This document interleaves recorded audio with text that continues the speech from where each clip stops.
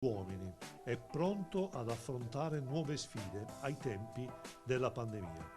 Noi le raccontiamo con la voce dei protagonisti. Vincenzo Lovino conduce Insieme idee e persone ogni mercoledì e giovedì sera dalle 21 su Serenissima TV.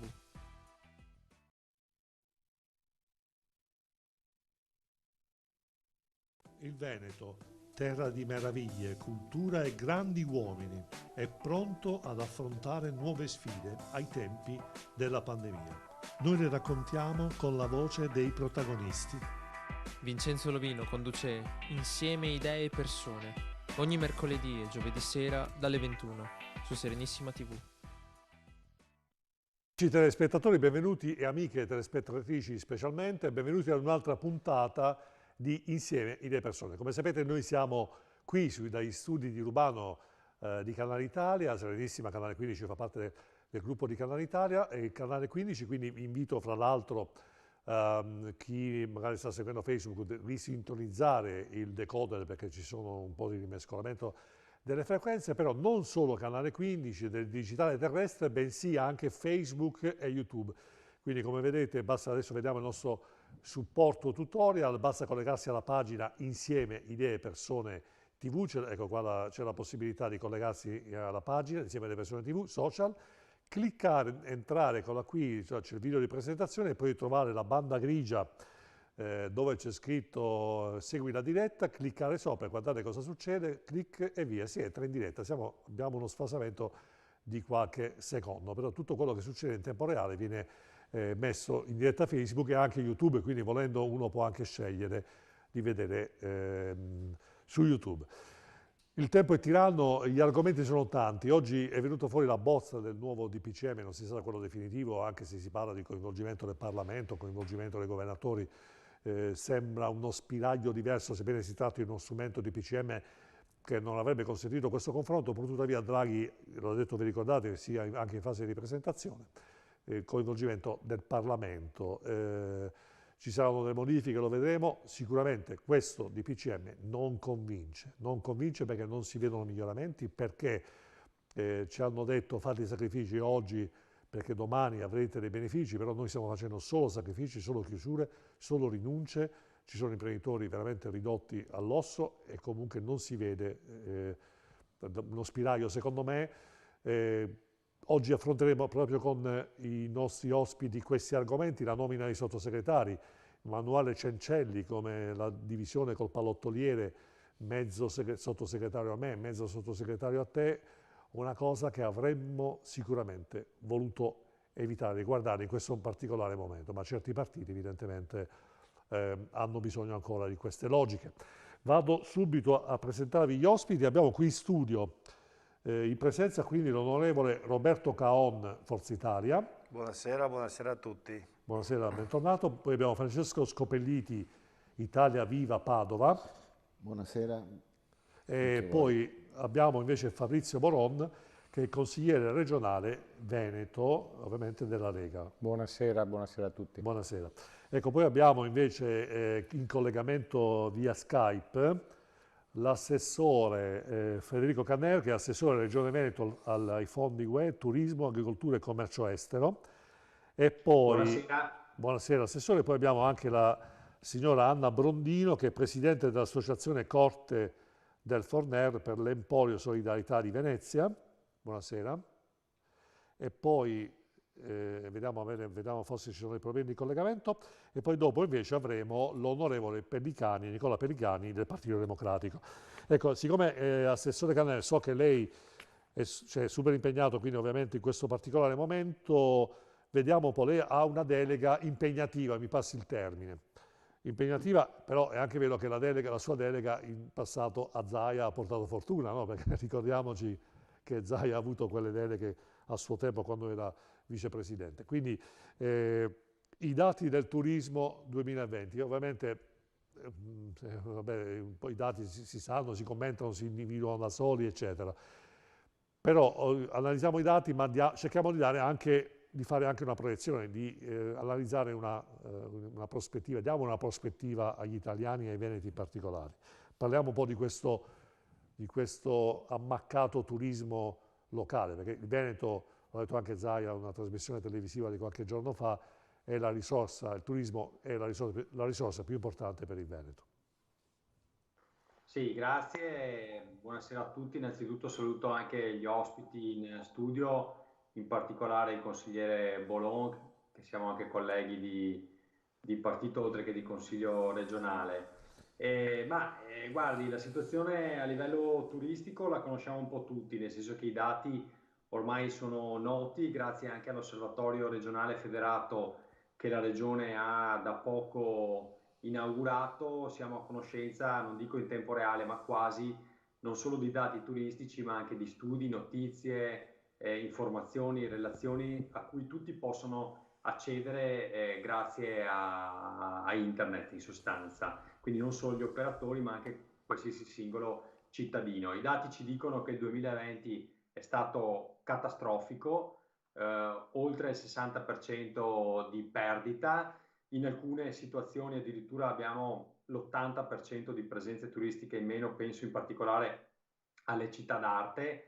Venezia è una di quelle che ha pagato lo scotto più grande assieme a Verona e poi a seguire tutti i capoluoghi del Veneto. Ovvio che il tema della pandemia ci ha messo in ginocchio per l'assenza di voli turistici sia europei che internazionali e questo l'hanno pagato in particolare le città d'arte. Devo dire che nell'estate 2020 aveva, diciamo, come si suol dire, tenuto botta sia il mare che il lago di Garda che la montagna, nel senso che a luglio e agosto c'era stata, se vi ricordate, una ripresa, non si parlava più tanto della pandemia, insomma sembrava quasi fosse passata o comunque in via di definizione, e quindi abbiamo avuto indici di copertura anche dell'85% in alcuni momenti, penso a Jesolo, a Bibione, proprio sulla costa veneta, lo stesso lago di Garda. La montagna ha funzionato benissimo grazie al fatto che la gente aveva voglia di quel turismo all'aria aperta, lento e verde.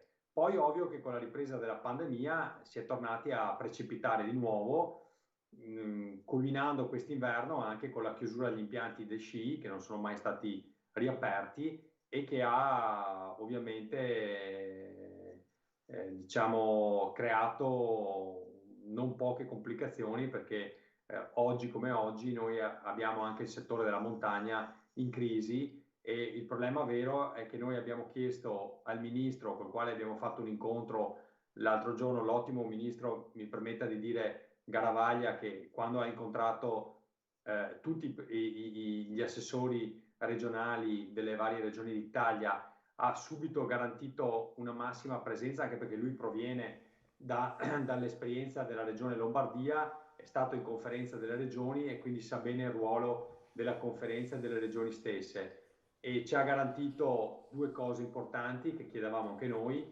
uno, sussidi immediati, cioè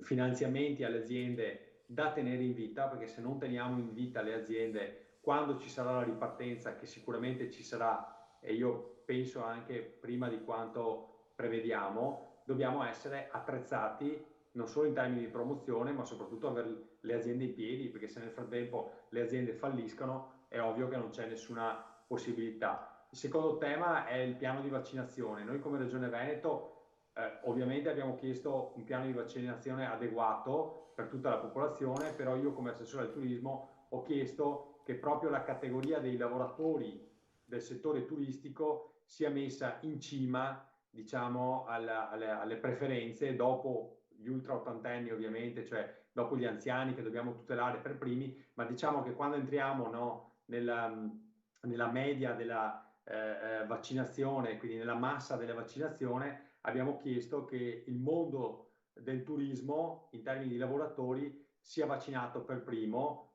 turismo che vuol dire anche ristorazione, perché sono quelli che accolgono i turisti, che accolgono anche i cittadini all'interno dei propri ristoranti, e quindi noi dobbiamo mandare un messaggio internazionale Covid free della regione, ecco, perché altrimenti è difficile pensare.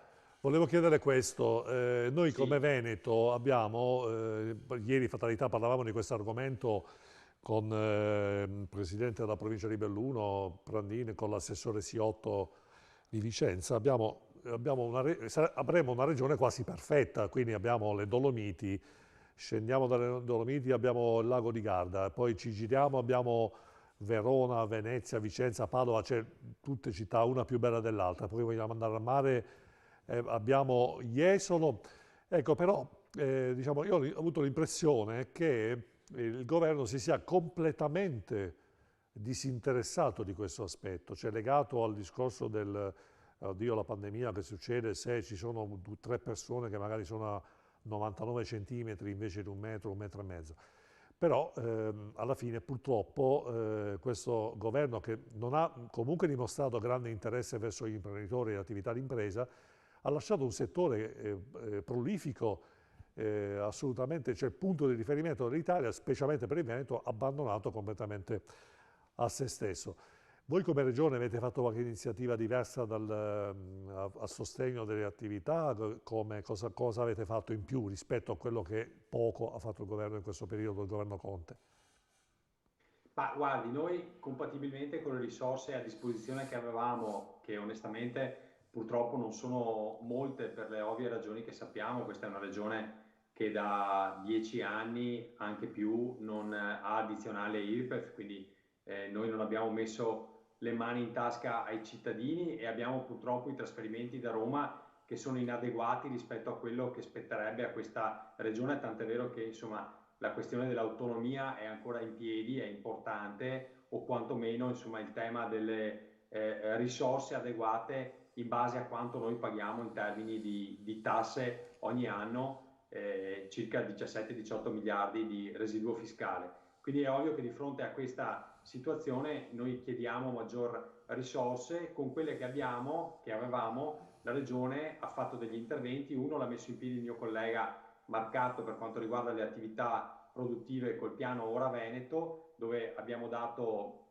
finanziamenti a fondo perduto a numerosissime categorie, quelle però che erano previste dai codici Ateco dell'IPCM scorso, diciamo del governo Conte, quindi purtroppo non tutte le categorie, lo dico per chiarezza, anche perché sennò giustamente rischierei di essere anche attaccato, perché è la verità, cioè solo una parte delle categorie economiche hanno ricevuto questi aiuti. Per quanto riguarda il mondo del turismo, noi siccome avevamo poche risorse a disposizione abbiamo preferito muoverci in questa direzione. Uno, aiutare col fondo perduto le agenzie di viaggi, perché le agenzie di viaggi è il settore, diciamo, che è stato più colpito in assoluto all'interno del mondo turistico e sono anche quelli che da più tempo non lavorano. Questi è già da 2 anni che di fatto non lavorano, sono a zero totalmente, quindi non hanno avuto nemmeno la possibilità di riaprire parzialmente, ma sono totalmente a zero. Quindi abbiamo scelto, condividendo con le categorie, attenzione, quindi non solo per scelta autonoma della Regione Veneto, di dare un aiuto speciale a questa categoria, e poi abbiamo messo in piedi una serie invece di bandi, grazie ai finanziamenti europei cofinanziati dallo Stato e dalla Regione, dei bandi per la digitalizzazione delle imprese, per il sostegno alla liquidità delle imprese turistiche, per l'innovazione del prodotto turistico. Qui arriviamo addirittura a dare l'80% a fondo perduto per chi ha creato dei prodotti turistici nuovi. Bene. Purtroppo sa qual è la verità? Che in questo periodo storico sembra strano, ma anche tirar fuori il 20% residuo da parte di un'impresa diventa un problema, perché nel momento in cui nel 2020 non si lavorava, anche tirar fuori 20.000 euro su 100 rischia per qualche azienda di essere veramente problematico. Però purtroppo i fondi europei sono fatti così, cioè sono cofinanziamenti, non si può dare il 100% a fondo perduto, ma deve esserci un cofinanziamento privato. Noi comunque prevediamo di continuare queste misure, di aprire anche nuovi bandi, se avremo la disponibilità finanziaria di fare anche dei bandi a fondo perduto per diciamo, il sostegno alla liquidità delle imprese. Ecco, però la lascio dicendo che il ministro Garavaglia ha garantito, intanto mi faccia dire che siamo tutti felici a livello proprio italiano di avere finalmente un Ministero del Turismo e un Ministro del Turismo con portafoglio, perché purtroppo fino ad ora il turismo era sempre accodato a qualcos'altro, alla cultura col ministro Franceschini, il quale insomma è noto, io sono sempre stato un po' polemico da questo punto di vista e continua a esserlo, anche se adesso siamo alleati per breve tempo, diciamo, di governo, ma il ministro Franceschini ha sempre avuto un occhio di riguardo per la cultura, ma non per il turismo. Sembrava quasi che il turismo fosse una costola della cultura. In realtà è esattamente il contrario. Il turismo è la casa madre e poi dentro il grande, diciamo, il grande pentolone del turismo che fa il 13% del PIL nazionale e anche Veneto, c'è dentro la cultura, c'è l'agricoltura, Certo. Tra l'altro c'è il commercio, c'è l'artigianato. Franceschini ha fatto anche abbastanza discutere, ha parecchio irritato molti italiani quando ha fatto la nomina del direttore responsabile di Pompei e ha scelto un tedesco. Insomma, qualcuno l'ha considerato un assist. Cioè, no, molti si sono lamentati del fatto, molti artisti italiani, e hanno proprio stigmatizzato questa cosa, che è possibile che non ci sia un italiano degno di gestire gli scavi di Pompei. Comunque, evidentemente Franceschini ha fatto questa scelta, quindi qualcuno ha molto criticato Scopelliti, i documenti, le argomentazioni sono sui giornali. E quindi sicuramente ha destato abbastanza fanno scalpore. I concorsi, chi vince il concorso fa il Non è stato un concorso, è stata una nomina fatta direttamente dal ministro, sembra. E quindi, molti italiani all'estero fanno i responsabili della cultura, no? Vabbè, però, al centro Pompidou, per esempio, no? C'è un italiano. E allora non facciamo gli sciovinisti, per favore. Ci sono tante persone con titoli evidentemente che aspettavano, chissà, adesso non voglio entrare nel merito, però sono assolutamente d'accordo con l'assessore, il turismo deve essere assolutamente riconsiderato come elemento fondamentale, perché da solo potrebbe portare avanti l'Italia con il PIL se gestito bene. Le risorse italiane sono famose, oltre al patrimonio culturale, che abbiamo il 70% del patrimonio mondiale del storico-artistico, però abbiamo anche il mare, abbiamo tante cose, diciamo appunto prima del Veneto. Senta, ma effettivamente si confidi, Ministro Garavaglia, che cosa vi siete detti al di là di quelle... È riuscito a ottenere qualcosa in più per il Veneto, oppure ce lo vuole dire così in via riservata? Ecco, guardi, devo dire che il Ministro è stato molto professionale, abbiamo avuto un incontro assieme agli altri assessori delle regioni italiane e noi abbiamo presentato anche un documento comune, perché fortunatamente la Commissione Turismo nazionale è una commissione molto coesa e diciamo che gran parte anche dei problemi che abbiamo sono problemi condivisi tra le regioni, no? Quindi l'adeguamento per esempio del nostro patrimonio immobiliare alberghiero, che è importante, quindi abbiamo chiesto al Ministro da questo punto di vista di mettere dei fondi a disposizione per la ristrutturazione, per la liquidità, per l'aiuto alle imprese, per i ristori ovviamente in questo momento per le mancate presenze, però abbiamo chiesto tutti un intervento che sia finalizzato alla ripartenza e a un piano strategico. Penso per esempio alla richiesta del Veneto, che è stata accettata e condivisa, questa sì l'abbiamo guidata noi, del DMS nazionale, cioè del Destination Management System. Noi l'abbiamo già applicato a livello regionale e si tratta di una grande piattaforma digitale, tecnologica, che permette di mettere insieme un po' tutto il territorio, in questo caso Veneto, in maniera da poter fornire al turista straniero che arriva in Veneto anche in maniera non organizzata, cioè che non arriva tramite un tour operator o un'agenzia, ma che da solo vuole costruirsi un viaggio, la possibilità di accedere a tutto il nostro patrimonio, che sia culturale, che sia storico, agricolo, insomma qualsiasi tipo di informazione che c'è nel nostro territorio. Benissimo, Ecco, l'ultima... abbiamo chiesto questo DMS, scusi solo questo, sì, di portarlo anche a livello nazionale, di creare un portale nazionale importante, in maniera tale che quando si entra in questo portale siano collegate tutte le regioni e tutte le regioni possono esprimere le proprie eccellenze. Questo è fondamentale nel 2021. Ecco, l'ultima domanda, Assessore, so che poi dopo lei ha un impegno. E come è andato il mondiale di sci? Lei è andato su parecchie volte, ci sarebbe stato più più volte, come sono andati? No, guardi, mi sarebbe piaciuto rimanere lì tutti i 15 giorni. In realtà, però, a causa degli innumerevoli impegni di lavoro, sono andato all'inaugurazione, quindi al primo giorno, e alla chiusura. Sicuramente i giorni anche più belli, più emozionanti, anche se il giorno dell'apertura, diciamo che siamo stati 2 ore sotto la pioggia e poi la neve. Comunque, guardi, i mondiali si sono chiusi molto bene dal punto di vista organizzativo, nel senso che dal punto organizzativo sportivo sono stati un successo. Siamo stati incessati dalla stampa estera per l'organizzazione.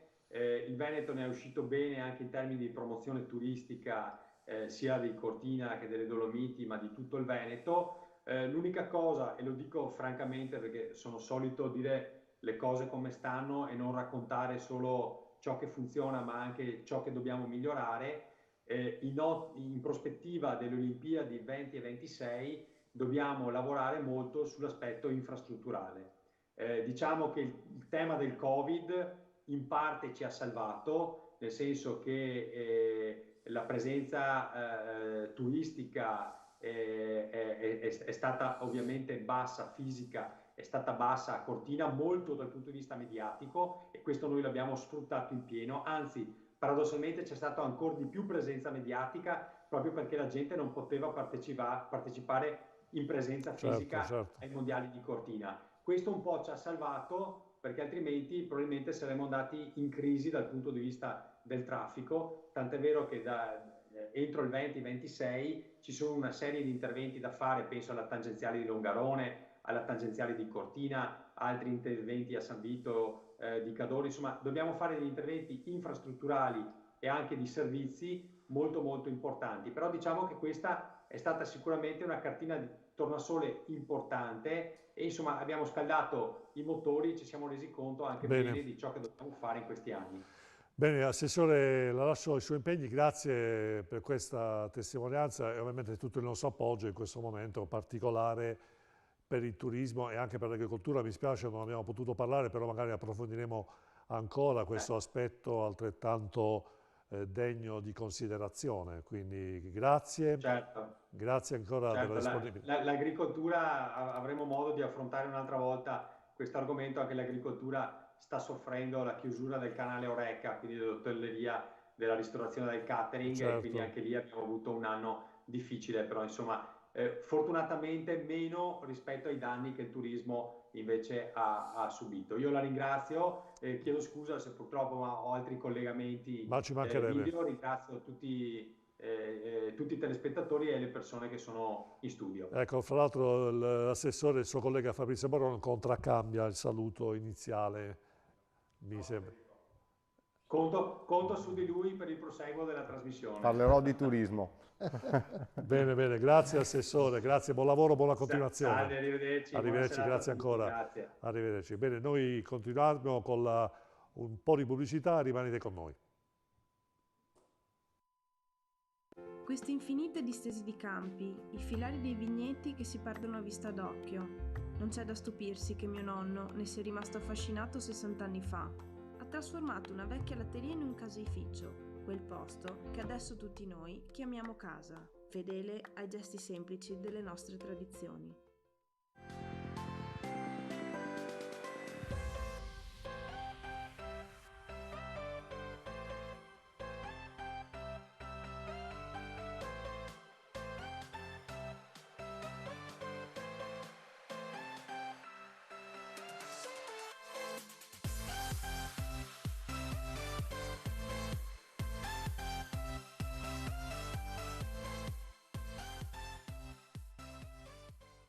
Rolex, Omega, IWC, Cartier, Audemars Piguet, Radime, da oltre 10 anni, esperienza e passione è al servizio di chi vuole acquistare un orologio di prestigio con la massima garanzia e serietà. Ma ricorda, se vuoi vendere il tuo orologio di prestigio, Radime te lo acquista alla massima valutazione. Radime, Viale Nino Bixio 31, Treviso. Radime.it.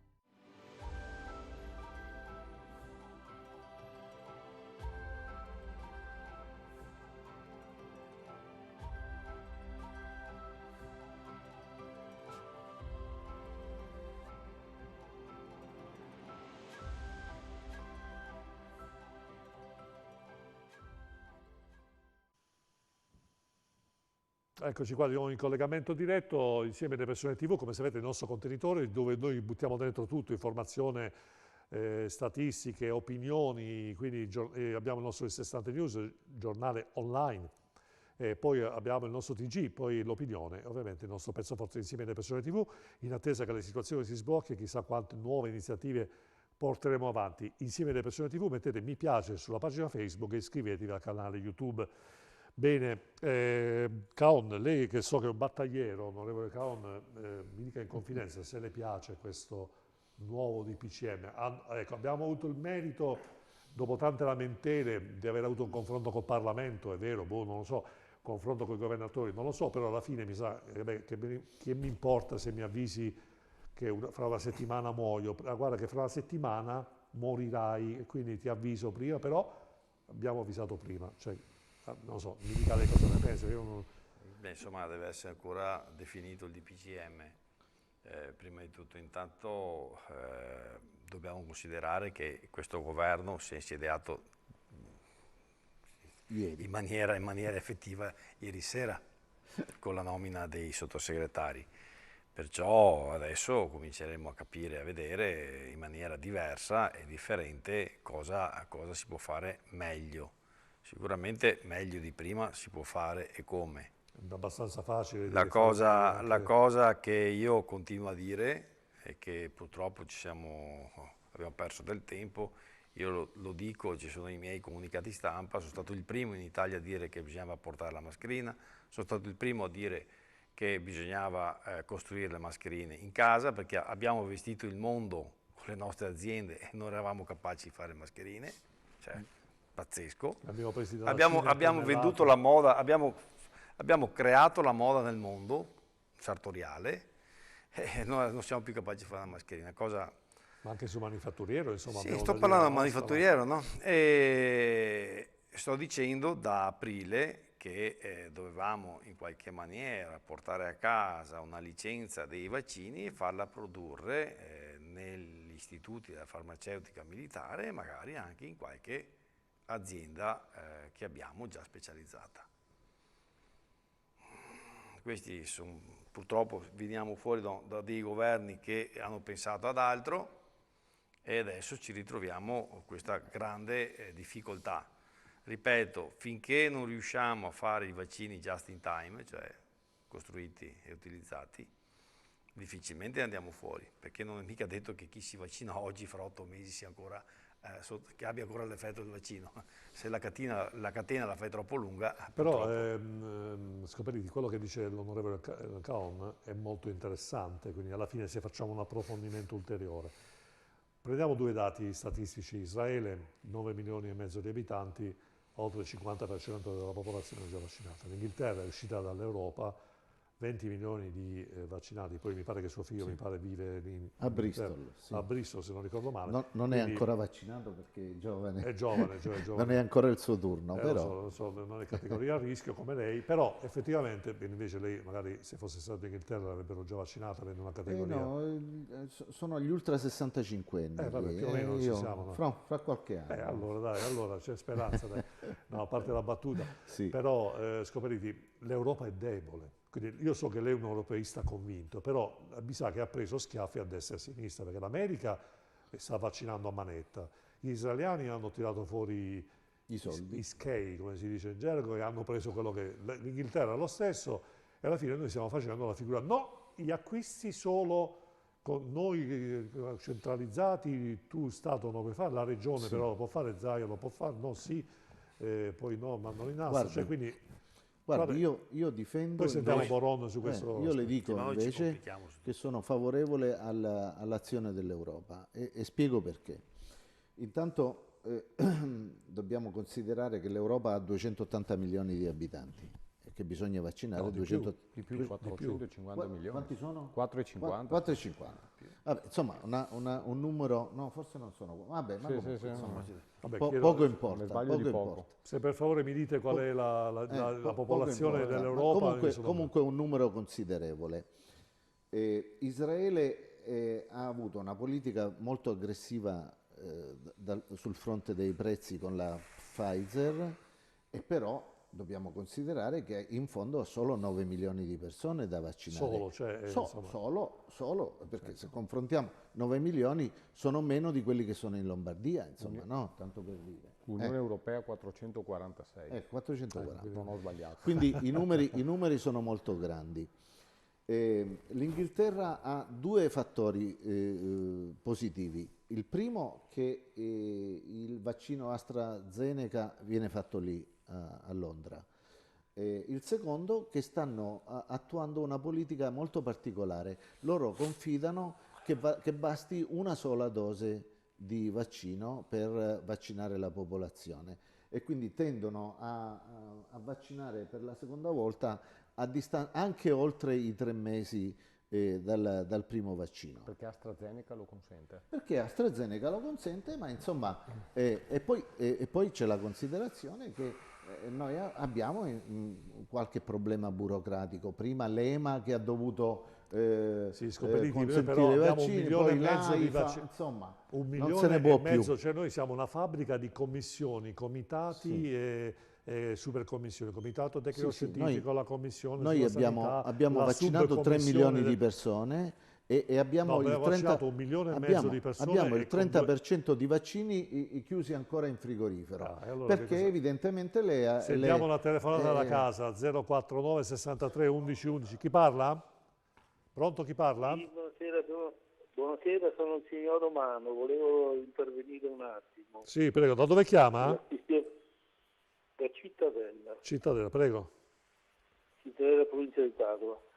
Ecco, io dico una cosa molto semplice.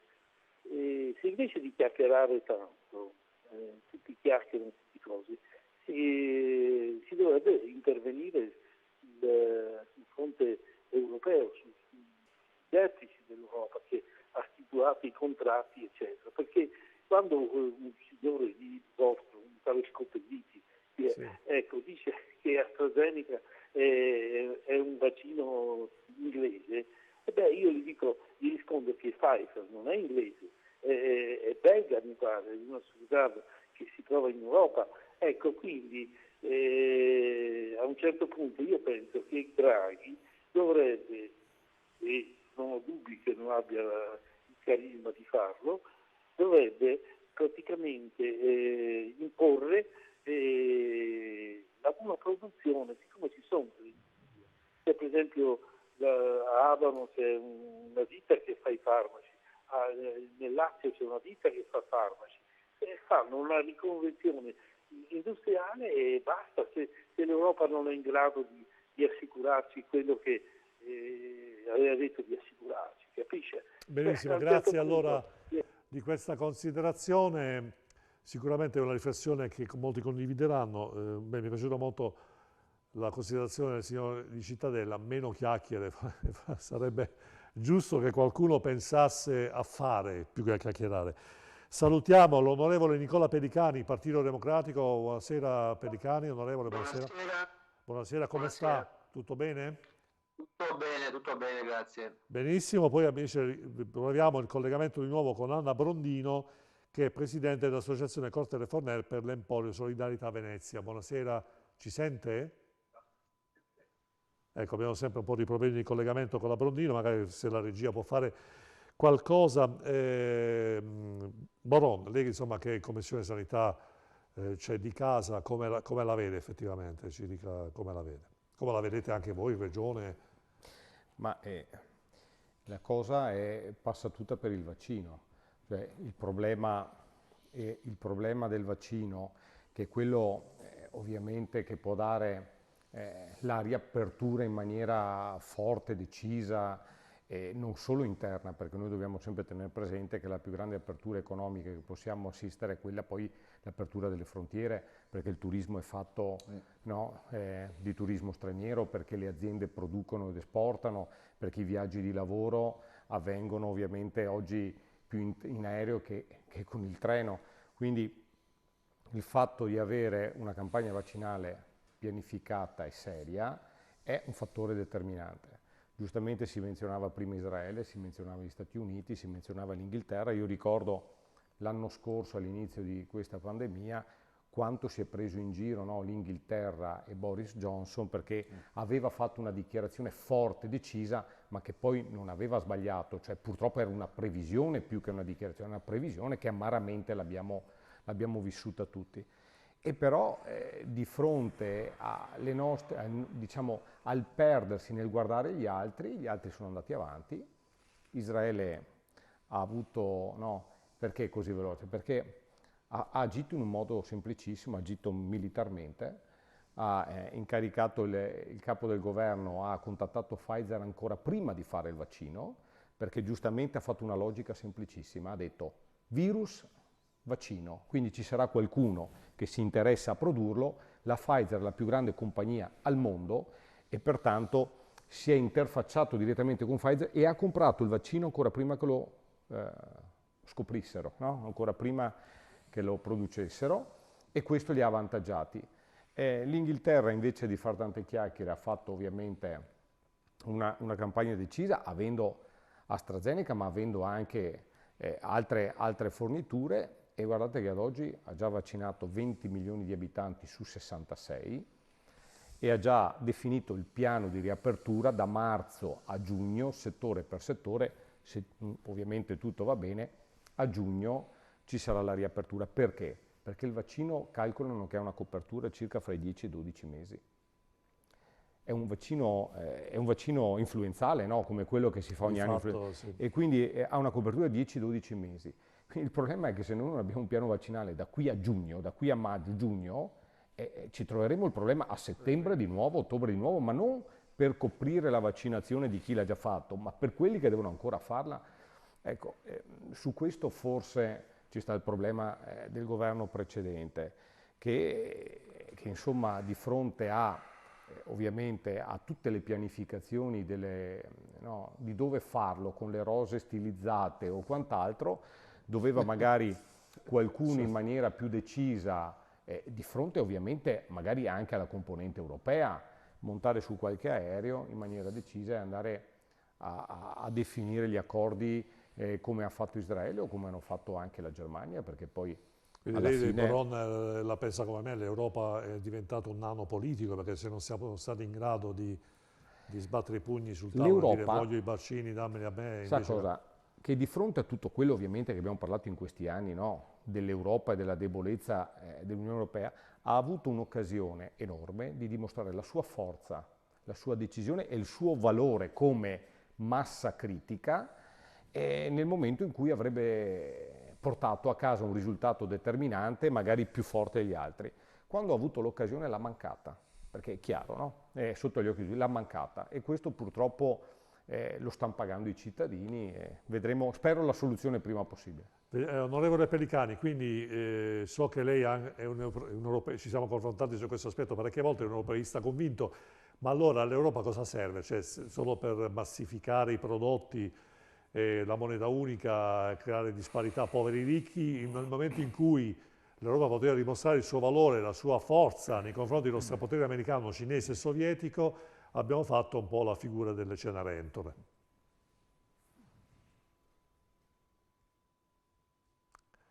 Regia, non si sente? Pelicani? Regia, abbiamo qualche problema? Eccomi. Dimmi. No, stavo dicendo, vorrei appunto ricordare che adesso siamo da ieri appunto al pieno regime con il nuovo governo, un governo Draghi che ha presentato il suo programma in Parlamento, prima al Senato, poi alla Camera, con un intervento che io mi auguro che tutti quelli che poi l'hanno votato abbiano condiviso, ed è un governo con un'impronta fortemente europeista, improntato alla lotta alle disuguaglianze, a un fisco progressivo, eccetera, eccetera. Ecco, questo per dire, adesso non è perché non possiamo polemizzare col governo appena votato, polemizziamo con quello precedente. Il tema dell'Europa, guardi, l'Europa sicuramente noi adesso ci troviamo rispetto agli Stati Uniti e rispetto all'Inghilterra a rincorrere sulla questione dei vaccini. Io spero nell'interesse di tutti che questa rincorsa vada ovviamente a buon fine, perché tutti tifiamo per ottenere la vaccinazione di massa il prima possibile, ma è un'Europa che ha messo sul piatto solo per l'Italia 209 miliardi col Next Generation EU che consentirà, se saremo bravi a spenderli. Abbiamo messo in campo e tutti ci siamo affidati a un governo tecnico-politico con una maggioranza larghissima, come mai era successo nella storia della Repubblica, per cercare di fare quel salto nel futuro che aspettiamo da tantissimo tempo. Questa è l'Europa che il passato governo è riuscito a costruire affidabilità, ad essere... Allora, io non voglio appunto polemizzare, ma voglio precisare questi punti, perché questa è l'Europa.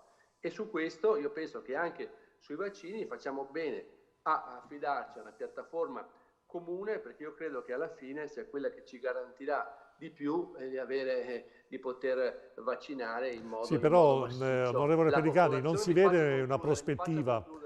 Non si vede una prospettiva, c'è 1,5 milioni di vaccinati con i 50 milioni di italiani, dove andremo a finire? Si cita l'Israele, no? Israele ha meno abitanti della Lombardia, anche va messo. Noi siamo in 60 milioni, capisce? C'è anche quella una piccola differenza, cioè una scala 10 volte superiore. Per cui io penso questo, io dell'Europa penso quello che vi ho detto, su questa rincorsa anche, che poi non si capisce bene dei singoli governatori a partire dal nostro, probabilmente sicuramente con i migliori intenti, però io vedo che un assessore che non è certo di sinistra come quello dell'Umbria, appena gli è arrivata una proposta, ha chiamato in asse. Quindi io sono un po' anche prudente su queste cose. Certo che dobbiamo tutti puntare a ottenere più vaccini possibile. Penso alle categorie più fragili, a partire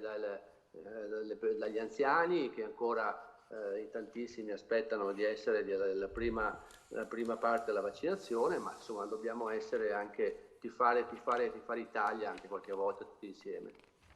Bene, ecco, poi fra l'altro c'è da dire che il 335% è l'aumento nel settore turistico di viaggi, prenotazioni, quindi vuol dire che in Inghilterra, quindi vuol dire che questi 20 milioni di vaccinati hanno determinato poi evidentemente la programmazione delle vacanze, la programmazione delle gite turistiche, quindi evidentemente, lo chiedo a Scopelliti, questa dovrebbe essere la via per determinare il ritorno alla normalità dell'economia. Però si preferisce invece, ancora una volta, lo Stato dice, allora siccome siamo in Europa e l'Europa purtroppo ci dà questi vaccini qua, noi che facciamo? Non possiamo vaccinare le persone, allora chiediamo agli imprenditori, gli unici che devono sacrificarsi, rinunciando a ricavi, entrate, prospettive, però nello stesso tempo le tasse vi aspetto il prossimo anno per pagare le tasse, questo dice lo Stato. Cioè, ecco, siamo in una situazione paradossale, cioè non possiamo andare né avanti né indietro, siamo vittime di una, mi passi il termine Scopelliti, di una congiura burocratica in cui il nano politico Europa è l'Italia che si è accodata poi a questa logica e noi siamo quelli che dobbiamo pagare più di tutti, fra l'altro solo gli imprenditori. Scopelliti. Guardi, secondo me lei ha fatto una ricostruzione piuttosto surreale della Intanto l'Europa è un nano politico. L'Europa è il paese più importante dal punto di vista politico del mondo, più dell'America, più della Russia, più della Cina. Quindi di che cosa sta parlando? Sta parlando del piano vaccinale? Il piano vaccinale europeo nel suo insieme è ben più importante di quello americano, per esempio, no? O di quello russo, dove non si sta vaccinando nessuno, fra parentesi.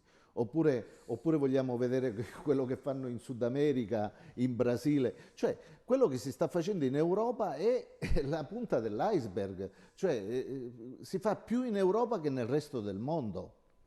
Se vogliamo poi guardare i numeri, nel primo trimestre del 2021 sono previsti con i tagli, malgrado i tagli, 14 milioni di vaccini in Italia. Ne sono arrivati 4 milioni e ne devono arrivare 10 milioni nel mese di marzo. Vediamo se arrivano. Secondo me arrivano. Ma il problema non sono i vaccini che arrivano, aspetti, nel secondo trimestre per la vaccinazione che è diversa. Nel secondo trimestre ne arriveranno 28 milioni. Io spero ragionevolmente che a giugno, come diceva prima Boron, abbiamo almeno il 50-60% di persone in Italia vaccinate. Caon, lei cosa ne pensa di questa stima ottimistica Perché se no è chiaro che non riparte l'economia. Beh, questo può essere un dato. Noi come Forza Italia... Nel frattempo il DPCM ci ha bloccato fino a 6 aprile, cioè vaccini sì, vaccini no.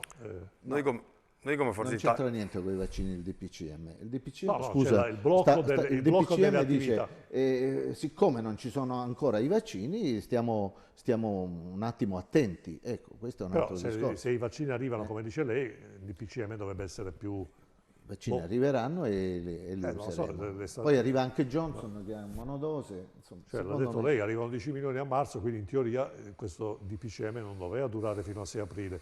Caon, lei la vede come Scopelliti? Lei ascolta i dati sui contagi, quelli di oggi ad esempio, 20.000 contagi, non so, lei... Sì, no, dica Pellicani, dica. No, ho detto, siccome lei dice che si è stupito di questo nuovo DCPM, di questa nuova chiusura... No, mi ha seguito Pellicani, sto dicendo, se il Scopelliti... scusi, Scopelliti, volevo precisare. Allora, Scopelliti ha detto, ci sono 10 milioni di vaccini che arrivano a marzo. Allora io ho detto, quindi il DPCM fatto adesso, visto che ci sono 10 milioni di vaccini, dovrebbe essere più leggero, perché comunque non fino a 6 aprile arrivano 10 milioni di vaccini. Non funziona quindi così. È quello che ho detto e non voglio mettere in discussione i dati di oggi o che ci saranno domani, quindi ovviamente non mi... Era questo il senso se oggi si aprisse tutto, io vorrei che si aprisse tutto, per esempio, no? Che si aprissero anche le scuole, per esempio. Però sono cosciente del fatto che se si facesse un'operazione del genere i morti tornerebbero sopra i 1.000 al giorno. I contagiati da 20.000 schizzerebbero a 35.000, a 40.000, il sistema ospedaliero collasserebbe. Vogliamo questo?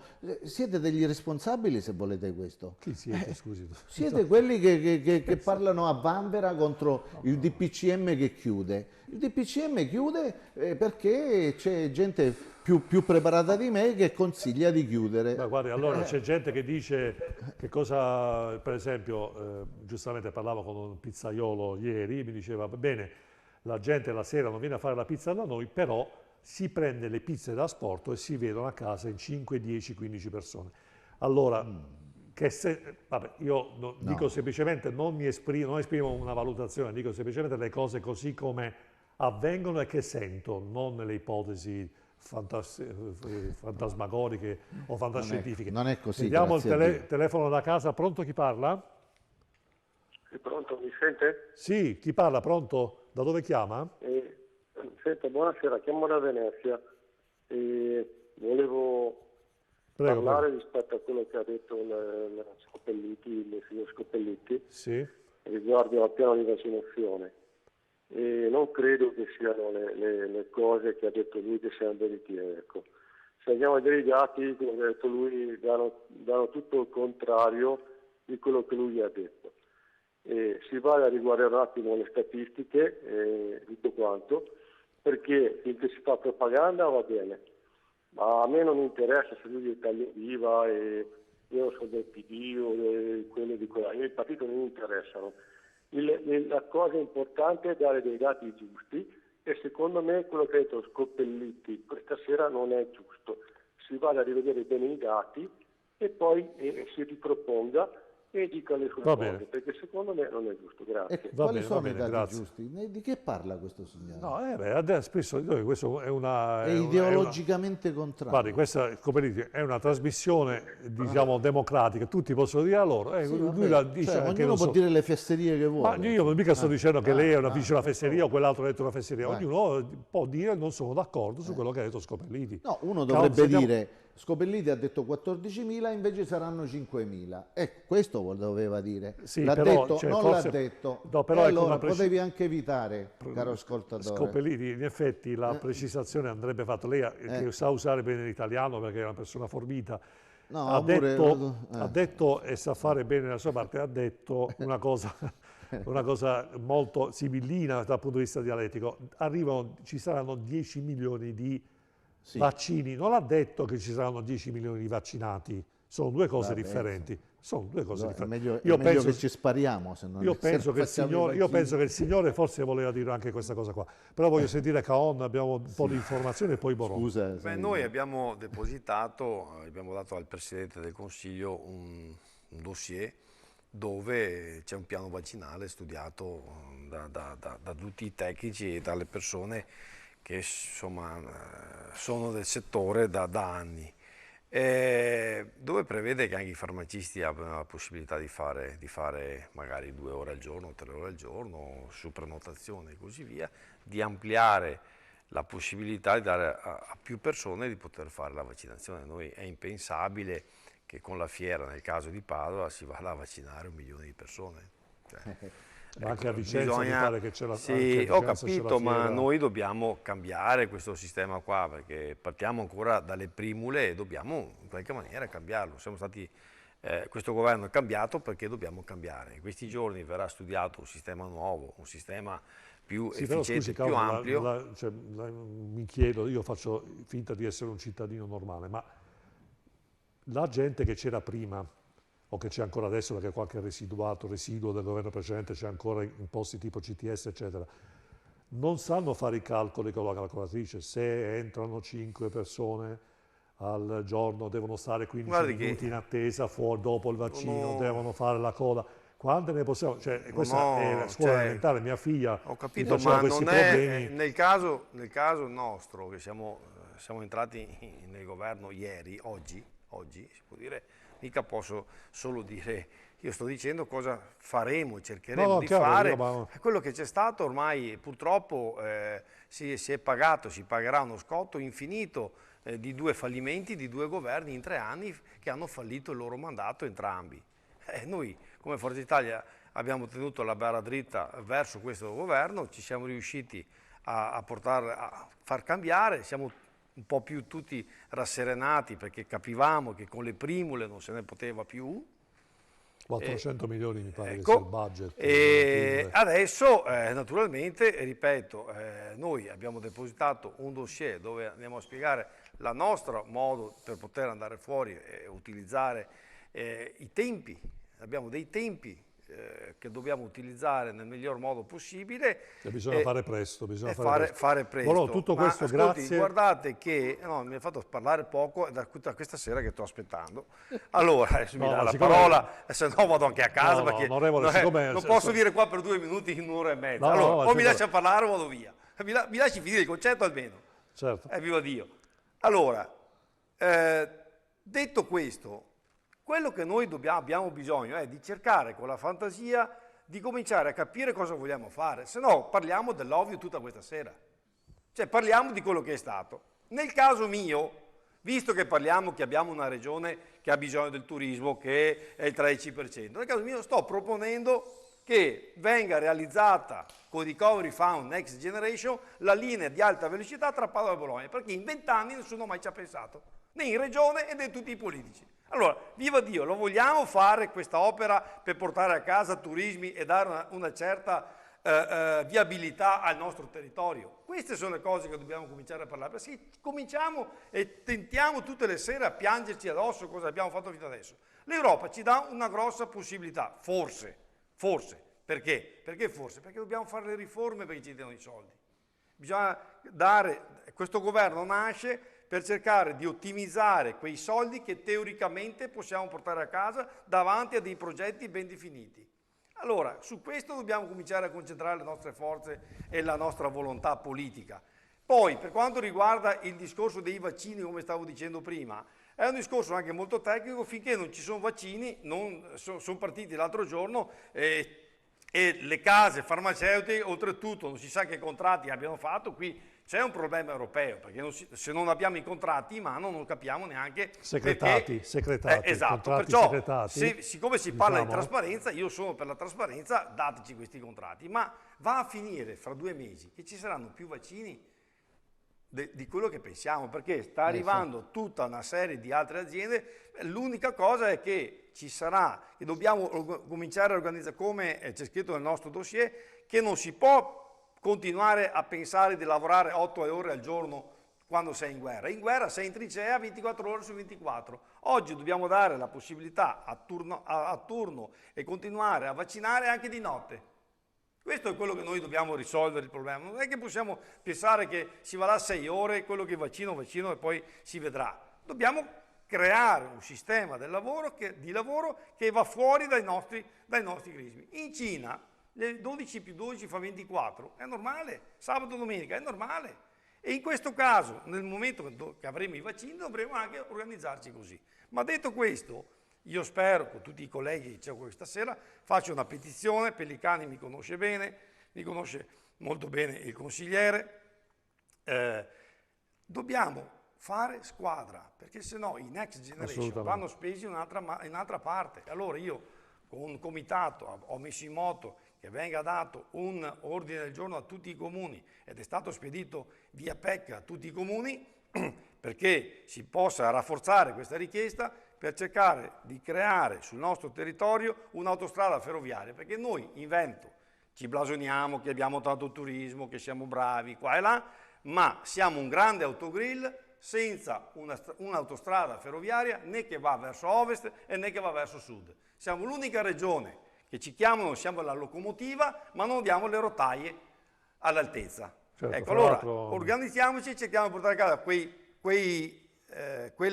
strumenti e quelle opere che ci possono dare futuro. Fra l'altro, insomma, sono per certo, perché poi appunto anche l'assessore De Berti, vicepresidente, era qui l'altro giorno in trasmissione, ci ha confermato che non sono previsti investimenti su gomma, quindi sulle strade normali, ma ferrovia, eccetera. Quindi chissà che sia la volta buona anche di questo tipo di investimento. Però l'alta velocità con Milano si sta facendo, Sì, esatto. È già appaltata, voglio dire. Quella con Bologna effettivamente non c'è ancora definito il Vicenza-Padova.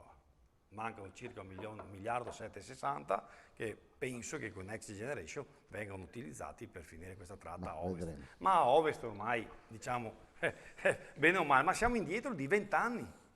Perché c'è la Napoli-Salerno e non c'è la tratta Padova-Bologna dove c'è il 20% del PIL nazionale. Peccato che l'Italia finisca a Salerno. Capito? Ecco, no, ma voglio dire che dove c'è il PIL, in qualche maniera, bisogna anche, se c'è bisogno di continuare a fare PIL, bisogna anche dare gli strumenti per continuare a farlo. Va bene, allora ricordiamo 049 63 11 11 per chi volesse chiamare da casa. Adesso lanciamo un piccolo stacchetto pubblicitario e poi sentiamo la signora Bronino, la Presidente, che cosa si è inventata di interessante. Magari chiediamo anche alla regia di ottimizzare il collegamento. A fra pochissimo. Queste infinite distese di campi, i filari dei vigneti che si perdono a vista d'occhio. Non c'è da stupirsi che mio nonno ne sia rimasto affascinato 60 anni fa. Ha trasformato una vecchia latteria in un caseificio, quel posto che adesso tutti noi chiamiamo casa, fedele ai gesti semplici delle nostre tradizioni.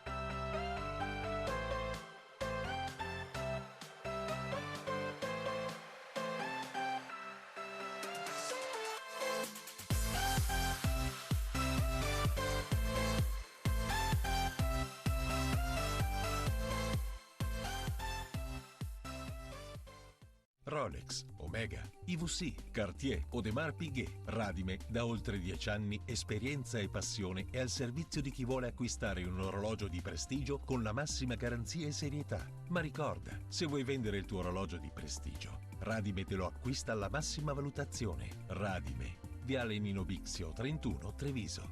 Radime.it. Bene, eccoci di nuovo in diretta. Ringraziamo Insieme alle Persone TV, il nuovo contenitore, il nostro contenitore dove ovviamente facciamo informazione, cultura, talk show e opinione. Cerchiamo di dare qualcosa di diverso rispetto alle notizie prevedibili, filo governative, filo partitiche. Noi siamo un po' per i fatti nostri, cerchiamo di dare un'altra valutazione delle cose. Grazie, mettete insieme, mi piace Insieme alle Persone TV su Facebook e anche su YouTube. Allora, Anna Brondino mi sente finalmente? Vediamo se riusciamo... Sì, lei mi sente? Sì, benissimo. Allora, Anna Brondino, lei cos'è che ha fatto di bello? Fra l'altro vedo che lei è membro dello Zonta Club, giusto? Sì, anche di Fondazione Belisario. Ah, benissimo, no, perché siccome anche mia madre che ha 84 anni è da 20 anni nello Zonta Club, allora appoggiamo lo Zonta Club e parliamo un po' di questa azione di volontariato, però lei sta facendo qualcosa di bellissimo, cioè ci vuole un po' raccontare cos'è che ha fatto, perché alla fine, come diceva qualche ospite al telefono, un sacco di chiacchiere, invece lei ha fatto finalmente qualcosa di utile, di bello, ci vuole raccontare? Sì, mi faccia dire solo una parola sul vaccino, la prego, perché io ho un marito che è venuto a casa da poco dall'ospedale con il Covid. Faccio presente, guardavo adesso un attimo le statistiche, l'Italia è il 14° paese al mondo per le persone vaccinate. Siamo più indietro della Serbia, del Cile e noi abbiamo vaccinato 5 persone, 0,6 su 100, la Serbia ne ha vaccinate 12,16 e il Cile 12,43. Allora, a fronte del fatto che io non sono un virologo e quindi non ho le competenze per stabilire i processi vaccinali, quello che io vedo da persona che vive tutti i giorni in una città, intanto abbiamo perso l'estate, dove potevano essere fatte delle azioni di prevenzione e ho l'impressione che invece su questo siamo stati un po' fermini. Ve lo dico proprio da persona che comunque persona normale, insomma, non sono impegnata in politica come gli uomini che sono lì. Oddio, sono un po' impegnata, ma diciamo in maniera un po' diversa. Sì. Ecco. Quindi direi che forse è il caso di darci una mossa e di sollecitare in maniera forte. Oggi ho sentito Draghi che ha detto delle parole molto dure rispetto alle case farmaceutiche e tutta l'Europa finalmente ha preso una posizione sul fatto che queste case farmaceutiche stanno facendo un po' l'alto e il basso e quello che vogliono. L'Europa tra l'altro si è anche dimenticata che esiste una norma per cui volendo potrebbe imporre anche la liberazione dei brevetti, volendo, in caso di pandemia. Potrebbe sospendere per 6 mesi le royalty sul brevetto. Esatto, quindi l'Europa questo non l'ha fatto finora e credo che sarebbe ora che forse l'Europa si svegliasse un pochino di più da questo punto di vista. Lei dice Brondino dice che le logiche di profitto in questo momento stanno prevalendo sulle logiche umanitarie, etiche, eccetera. Certo, allora poi ci riempiamo la bocca di gran valori riguardo all'Europa, però in questo caso forse tutta l'Europa potrebbe pensare che sarebbe ora, in questo caso, di liberalizzare i brevetti. Ricordo che Sebin, per esempio, ha donato il brevetto per la poliomelite, no? Quindi ci sono stati degli uomini illuminati che questo lo hanno fatto. Io questo non lo sto vedendo dalle case farmaceutiche, per esempio. Ecco, devono guadagnare qualche miliardo, quindi hanno bisogno... Ma io posso capire che loro abbiano investito molto in ricerca, cosa che non è di moda ancora nel nostro paese, perché siamo indietrissimo con la ricerca riguardo i finanziamenti e questo credo nessuno lo possa negare perché è un dato innegabile. Assolutamente, ne abbiamo già parlato. Milioni di amici biologi che purtroppo sono andati a lavorare all'estero perché l'Italia non finanzia la ricerca e forse il Covid potrebbe essere un momento in cui si fa il punto zero su questo e si capisce che in realtà forse qualche soldino sulla ricerca l'Italia... Senta Brondino, ma mi diceva qualcosa legato al Covid di suo marito? Cioè mi voleva raccontare qualcosa di particolare? No, semplicemente... È una cosa che mi ha toccato da vicino perché mio marito si è fatto 23 giorni di ospedale con il Covid, quindi forse è per quello che quando parlate di vaccini mi sento un po' toccata sul vivo. Ho capito. Solo per questo. Tornando a quello che stiamo facendo, in realtà con la nostra associazione abbiamo aperto Grazie tra l'altro alla Regione che devo dire da questo punto di vista ci sta aiutando in maniera importante. Questo emporio della solidarietà dove le famiglie, che sono tantissime in questo periodo, noi lavoriamo su Venezia Centro Storico che sta veramente passando un periodo terribile, diamo una spesa gratis alle famiglie che sono in difficoltà, che ci vengono segnalate dai servizi sociali o da Caritas o da altre associazioni, eccetera. Siamo partiti un anno fa, siamo partiti con 5 famiglie il 7 di novembre, siamo passati per 20 famiglie a Natale, sotto Covid ne abbiamo assistite 150 e adesso ci siamo stabilizzati sui 100-120 famiglie. Ma come funziona praticamente questa, effettivamente come che funziona? C'è una specie funziona può funzionare che o i servizi sociali ci inviano le persone e le persone hanno una tessera a punti i punti sono come i soldi praticamente. 1 o 2 volte al mese viene a farsi la spesa, da noi trova un po' tutto tranne la carne, diciamo abbiamo da poco introdotto anche il fresco, quindi formaggio, uova, frutta e verdura, che in proporzione per un'educazione alimentare costano meno rispetto al confezionato e possono venire ogni 15 giorni a farsi la spesa a titolo gratuito. Adesso abbiamo cominciato a dare anche la cancelleria perché abbiamo capito che le famiglie hanno molti bisogni, quindi non solo il cibo. E qui vorrei anche fare un appunto riguardo il fatto che ho sentito parlare un governo che avrebbe annullato la povertà, non mi pare che questo sia successo, io lo vivo tutti i giorni, la povertà non è stata annullata e per niente non è stata annullata e credo che anzi aumenterà, ho paura. Sotto lockdown c'è stato un incremento del 100% delle famiglie che hanno chiesto aiuto a centri Caritas o ad altre associazioni che distribuivano cibo. Senta Prondino, ma come funziona? Uno può apportare, cioè io posso venire nel negozio, portare una scatola di cibo e... Le persone possono venire a donare il cibo da noi siamo aperti il martedì mattina, il mercoledì mattina e il giovedì tutto il giorno, e possono ovviamente venire a fare la spesa. Ecco, vuole spiegare ai telespettatori a casa dove siete, quindi ripetiamo l'orario, quindi volendo io posso fare la spesa, normale cittadino, e portare il cibo che ho comprato, metterlo a disposizione delle persone che hanno bisogno in questo centro di raccolta. Sì, noi siamo a Cannareggio, Sant'Alvise, nell'area ex Umberto I dove c'era l'ospedale pediatrico. Siamo aperti il martedì mattina dalle 9 alle 12, il mercoledì mattina dalle 9 alle 12 e il giovedì dalle 9 alle 12 e dalle 13 alle 16 e siamo tutti volontari. Siamo circa una trentina di volontari che si spendono nelle varie funzioni perché è come se fosse un supermercato normale, come un'azienda praticamente.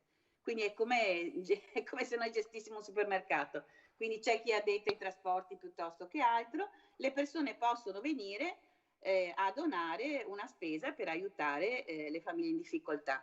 Ecco, senta, Prondino, c'è riscontro da questo punto di vista, lei parlava di aiuto dalla Regione, ma ci sono cittadini normali che portano la spesa, danno un contributo? Assolutamente sì, guardi, le assicuro che io sono nata a Venezia, no? Quindi è una città che vivo.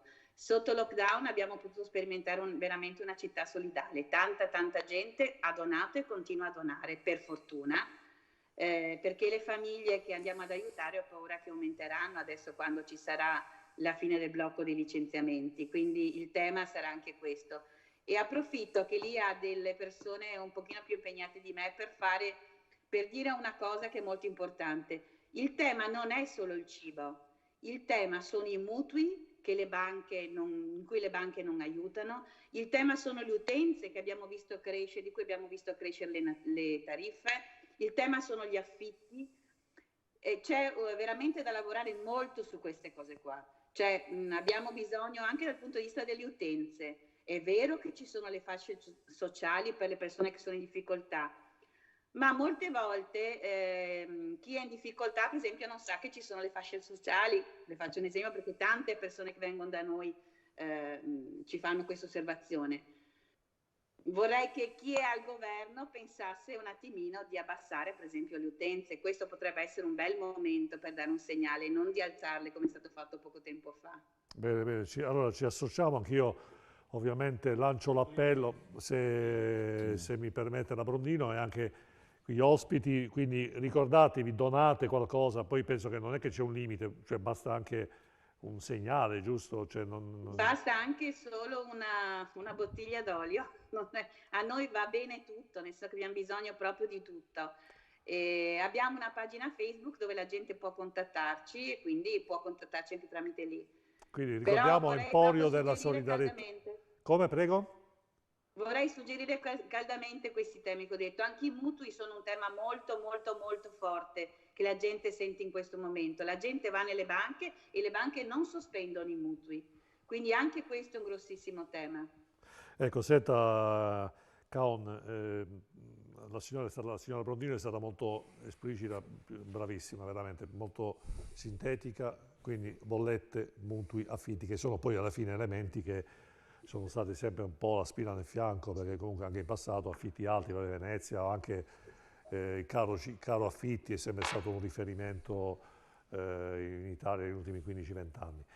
Le bollette, 10 metri cubi di consumo di gas, 3 volte tanto di tasse, balzelli, imposte varie. I mutui, le banche sono un'impresa, quindi come tale si comportano. Quindi parliamo di vaccini, però non ci dobbiamo dimenticare che ci sono queste cose. Sicuramente bisognerà prendere in mano una ad una e tirare fuori una soluzione più appropriata, perché come diceva la signora, non è che la povertà sia venuta meno con i redditi di cittadinanza, ma purtroppo ci è capitato questo Covid, è una cosa nuova, ma andremo a ben assettoriare e a capire dove si deve subito entrare. Con questo governo nuovo sicuramente bisognerà, io l'altro giorno ero in commissione e dicevo guardate che non è che questo governo nuovo sia la continuazione del governo vecchio, c'è un reset completo, è da rifare e da rivedere con altra unità di misura, un po' tutto, anzi tutto.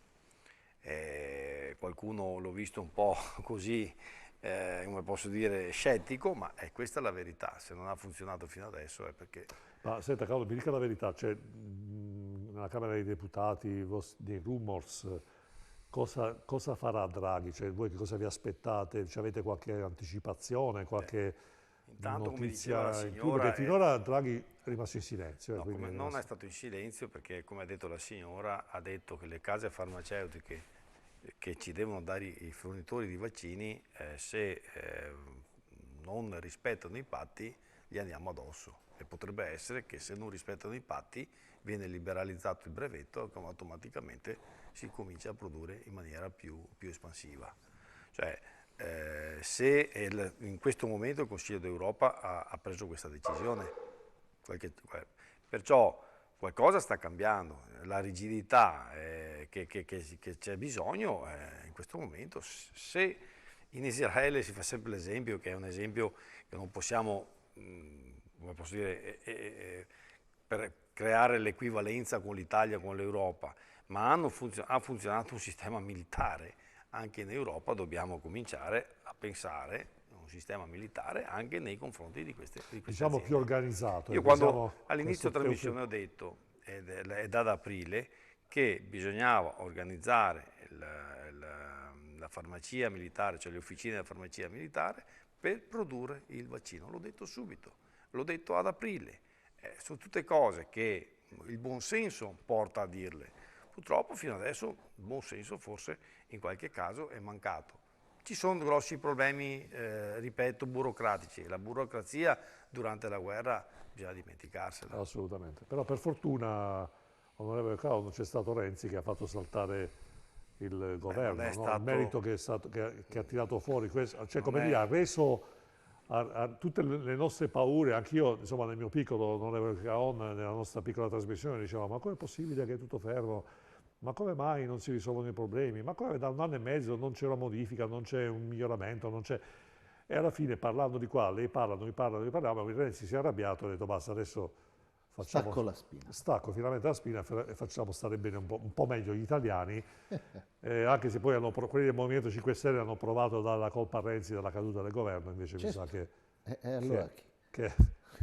Quindi per fortuna è arrivato Renzi alla fine a risolvere Chi l'avrebbe detto? Io e Bologna, colleghi di governo. No, ma io sono in Regione e non sono a Roma. Sì, quindi, lo so, sei leghista. Distingo e subito, io distingo subito. Però, a parte le battute, cioè il fatto che comunque ci sia un governo diverso è insomma una speranza. Poi la certezza se questo porta ai risultati l'avremo nel domani, no? Certo. Ecco, io voglio solo dire che comunque bisogna perché è vero che bisogna guardare avanti, bisogna dire che questo governo c'è perché ha fallito quello prima. E su questo, però su quello mi permetto, perché prima si parlava di vaccinazione, di velocità di vaccinazione, guardi che si fa semplicemente.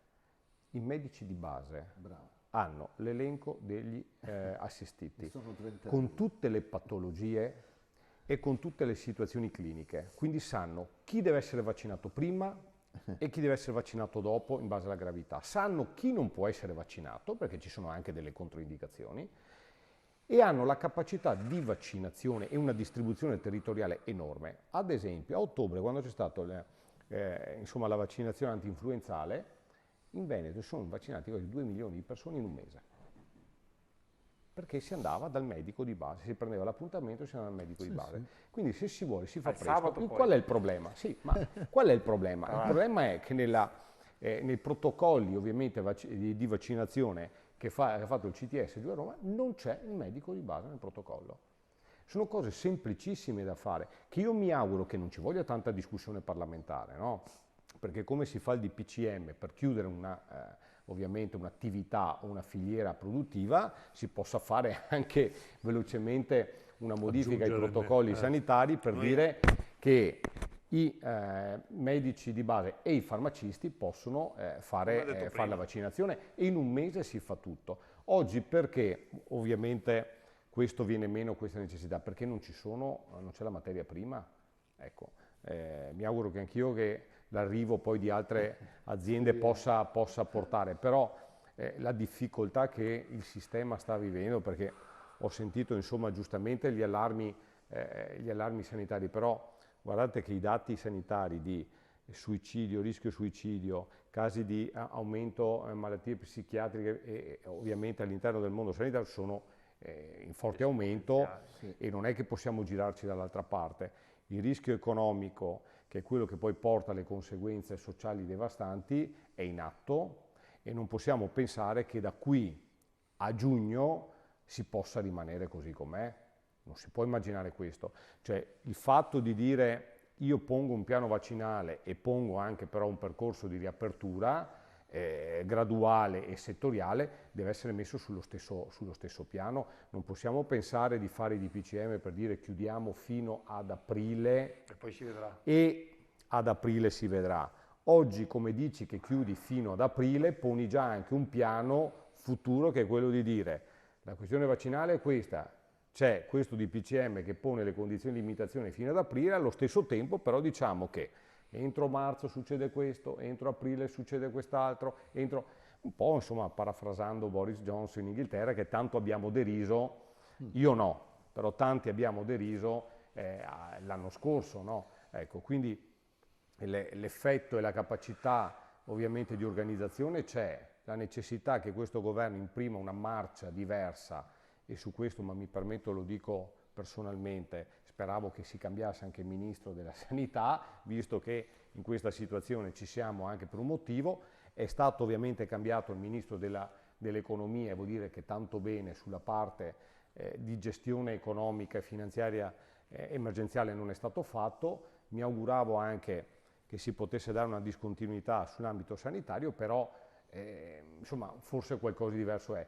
Renzi ci ha dato la possibilità ovviamente di dire quello di prima non funzionava, speriamo che Renzi, visto che lei menzionava Renzi, insomma io mi auguro ovviamente la parte della Lega che è al governo, ci sia la possibilità di non essere in questo governo solo degli yes men, no? Ma di dire che bisogna trovare una forma diversa per uscirne, perché altrimenti, la signora prima lo rappresentava bene, su Venezia, e questo è su tutte le città, l'aumento della povertà non sarà solo insomma, una discussione qui, no, su quello che è l'ambito televisivo, ma diventerà una realtà visibile a tutti noi anche per strada, e tutti noi ne abbiamo i segnali, tutti noi, chi fa politica, ne ha i segnali.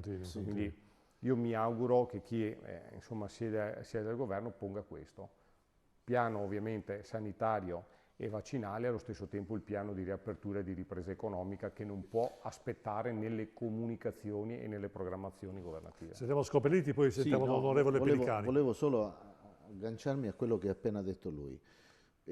Abbiamo 33.000 medici di base. Se fanno 10 punture al giorno sono 330.000 vaccini al giorno. In un mese sono 10 milioni. E non serve nemmeno... Solo i medici di base. No, ma non serve nemmeno spendere i soldi per organizzare strutture e spostare persone. Perché appunto mia madre, che ha 92 anni, è ben conosciuta dal suo medico di base. Quello che sta avvenendo, e purtroppo quello che si sta facendo, guardate che non è colpa dell'ULSS, è il piano studiato a livello nazionale e imposto a livello nazionale. Piano deve essere... Ma quello che sta avvenendo oggi è che si spendono soldi per fare punti centrali di vaccinazione, fanno spostare decine di chilometri cittadini e fanno spostare personale sanitario che ne ha bisogno all'interno delle strutture sanitarie. Uno dice no. Ma scusi Borona, adesso io faccio la domanda stupida del cittadino, ma le persone che c'erano, Pelicani, poi magari se vuole, anzi, risponda lei Pelicani per favore. Ma alla fine questa gente a Roma, queste cose perché non le capisce da sola? Cioè che cosa ci vuole alla fine? Che il piano di Veneto lo faccia la regione, che le priorità le stabilisca. Comunque io non voglio entrare queste polemichette che avete innescato. Sì, ma onorevole, mi scusi, qui non si tratta di polemichette, mi scusi, abbia pazienza, ma se non abbiamo i vaccini, che cavolo di piano facciamo? Ma è questo che io dico, certo, scusi, è questo, ma non l'ho detto io, guardi che deve rivolgersi alle persone in studio, è questo che io sto dicendo appunto, no? È colpa di questo, i piani, cioè mancano i vaccini. Io l'unica cosa in cui sono d'accordo con Cao è che a breve ne arriveranno, ma speriamo che a breve, non tra qualche mese, lei che saremo, è come con le mascherine, arriveranno tanti vaccini. Di polemichetta, la posso fare anch'io la polemichetta, cioè il piano vaccinale che oggi è in atto perché voi avevate promesso una serie di forniture vaccinali che non sono mai arrivate. Guardi, faccio fatica qua anche a seguire, per cui se mi fate parlare, se no vi ascolto. Ascolta allora che impari qualcosa. No, praticamente alla fine. Prego Pelicani, continui. Chi è che ha parlato? Io ho parlato. Siccome noi abbiamo parlato seriamente, ognuno al proprio turno, il fatto che viene a dire con molta, supponenza, lì si fa polemichetta. Qua non si fa polemichetta, qua si è detto solo che il piano vaccinale non è entrato in funzione perché non ci sono i vaccini e che quello che è stato stabilito dai protocolli può essere superato facilmente, molto semplicemente, dicendo che i medici di base e i farmacisti possono vaccinare senza fare i punti centrali che sono stati definiti da protocollo nazionale. Non è polemichetta, è un dato di fatto. Cavoli, polemichetta adesso. Mi scusi se mi permetto. Qui non si tratta di far polemichetta, lei ha perfettamente ragione se il tema, quando lei dice bisogna fare una programmazione delle aperture. Sì. Io sono d'accordissimo perché lei forse non so se è tanto che non viene a Venezia, c'è una vetrina chiusa dietro l'altra, la città è veramente messa male.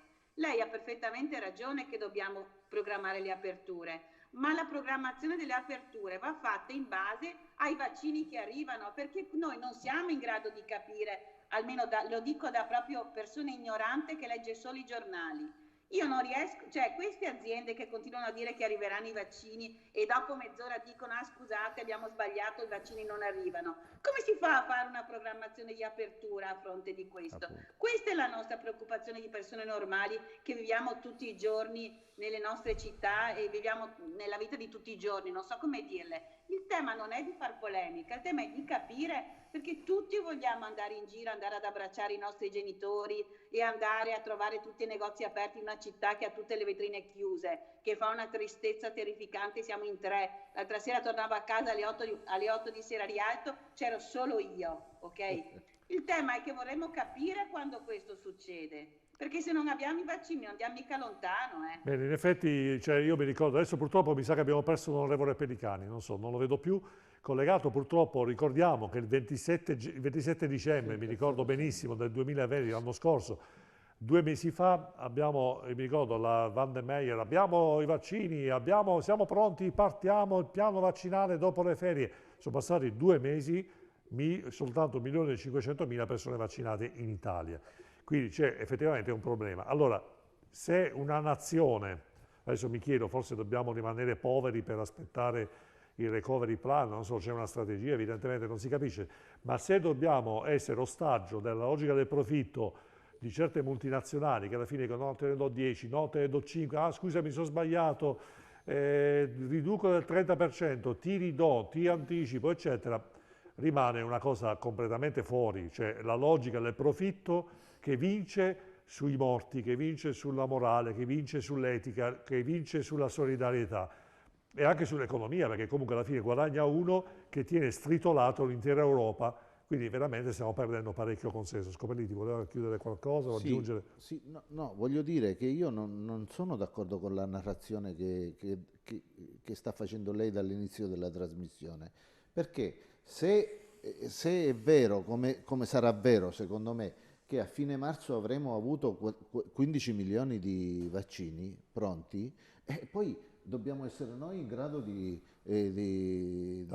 somministrarli. Ma se e se nel secondo trimestre ne avremo altri 30 milioni, potete urlare quanto volete, ma tanto saremo tutti vaccinati, se volete e se non volete. Ma avremo lo stesso soprattutto DPCM. Quelli che non vogliono. Ma avremo lo stesso DPCM perché mi pare che poi alla fine... Però io dico, finché non ci sono i vaccini si sta chiusi. Però io dico che quelle persone che erano a Roma, che hanno fatto il progetto, non sapevano che c'era il medico di base. Cioè questo è quello che non capisco. Ma sì, Draghi lo sa, infatti Draghi lo fa. Adesso, c'è quelli che c'erano prima. Quello di prima non lo sapeva, perché quello era un avvocato di provincia. L'ha detto lei. Quello di prima era un avvocato di provincia. L'ha detto lei, Scopelliti. Non era un politico. Non era un aspirante politico. insegnava a Firenze, però. Ma è sempre politico di provincia. No, appunto, meno male che è arrivato Renzi in pratica, dai, continua a dirlo. Certo. Grazie a Dio abbiamo tolto la spina. Bene. Abbiamo tirato dentro gli amici di Forza Italia. La prima nomina, non mi ricordo dentro il CS, non mi ricordo in che ente, per quanto riguarda l'amministratura, l'ha fatta Renzi a Conte, tanto per essere chiari. Era un uomo di Renzi. Per non dimenticare. Comunque, andiamo più avanti. Scusa, chi l'ha voluto fortemente Draghi? Ora c'è pure qualche... Berlusconi. Certo. Tutti adesso. Ma Renzi ha chiamato Berlusconi e gli ha detto Silvio, tu chi mi consigli? E Silvio gli ha detto Draghi. Allora ha detto, allora facciamo cadere il governo e mettiamo Draghi, ha detto Renzi. Ma Scopelliti, anche noi nel Sul nostro consiglio piccolo, di Berlusconi. Anche noi nel nostro piccolo da ottobre abbiamo detto nel nostro... Mettiamo un manager, qualcuno che capisca un attimo che sia in grado di organizzare le cose, perché poi alla fine si tratta semplicemente di organizzare le cose. Il discorso della primula, cioè, tutto nasce da questi scienziati che hanno ideato fare questi punti con la primula, no? Poi le primule costavano troppi soldi, è venuto fuori mezzo scandalo, e allora abbiamo cominciato con le fiere. Con le fiere, sì, ecco. sì. Però è inimmaginabile, come ho detto all'inizio della trasmissione, che una provincia, cominciamo con Padova, che fa circa 1 milione di abitanti, abbiamo poche strutture, cioè dobbiamo creare quel sistema, diciamo così, territoriale che inizialmente ci ha salvato. Il vecchietto di Saccolombo. E noi abbiamo detto...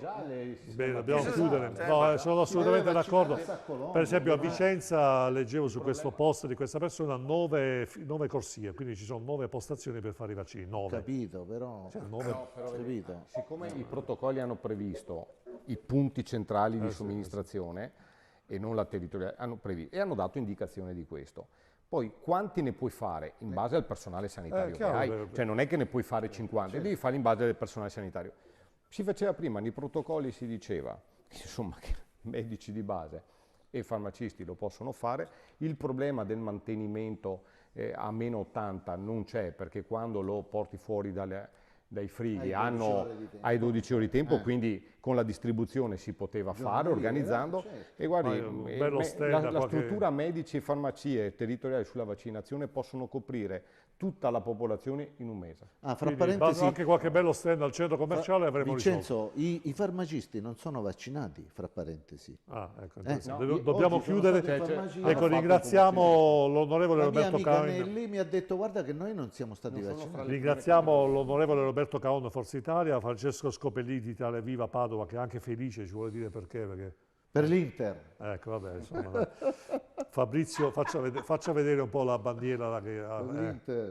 Vabbè, signora, complimenti per il lavoro che fa a Venezia. Bene. Grazie, onorevole, grazie. Spero di riuscire a venire a trovarla e a contribuire. Venga a trovarci, volentieri. Vi aspetto tutti. Fabrizio Borron, consigliere regionale Veneto Lega. Grazie, poi abbiamo avuto l'assessore Federico Caner, assessore Regione Veneto al Turismo, Agricoltura e Commercio, l'onorevole Nicola Pedicani, Partito Democratico, ma poi vedo che è caduta la linea. Ahimè, ecco, Anna Brondino, il finale è solo per lei, ci vuole dire l'indirizzo di dove siete e l'invito alle persone a portare cibo, a portare forza, energia e speranza alle persone bisognose. E prego. 10 secondi. Allora, ripeto, noi siamo l'indirizzo è Cannareggio 3144, siamo a Sant'Alvise dove c'era l'ex ospedale Umberto I, l'ospedale pediatrico.